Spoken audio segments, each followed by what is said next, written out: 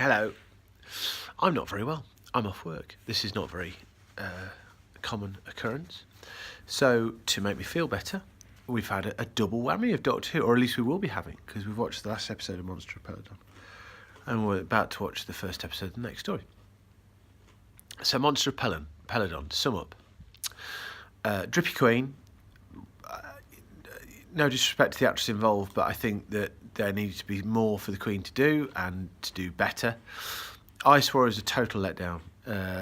Completely deflated all the grandeur that they had had up until this point. I think they're one of the more interesting, big, returning villains of Doctor Who, and I think it's a great pity that this story kind of killed them until they may reappear.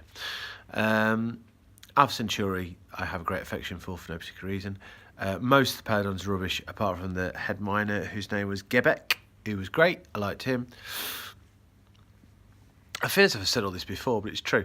Twee was fine. Sarah was great. Exley, I think, is the best thing in it. I think he's great. But let's just touch upon this issue that upset us greatly earlier on.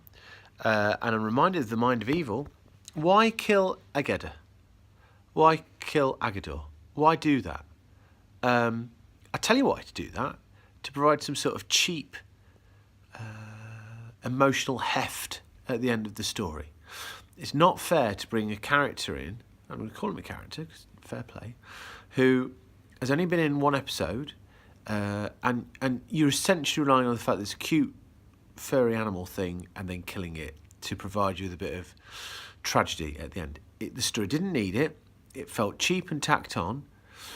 And if I'm perfectly honest, put in my analysis of this as a programme rather than as a story. Does that make sense? Anyway, I kind of feel that Letts and Dix have lost interest here.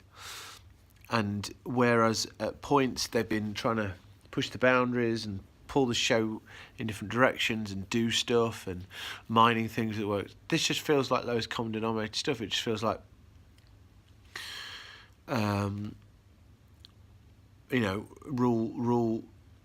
rule one, script writing. Oh God, I can't even think anymore. But my point being, it's a cheap trick to provide the end of the story with a bit of heft, and I don't think. Well, the story did need it, to be fair, but if it had been a better put together story, then I think essentially there's a good story here. I keep saying the word story, don't I? I'm trying to like Monster of Peladon more than I think it deserves. And I'm failing miserably. So let's see if the next story is any good. I'll see you in about 25 minutes.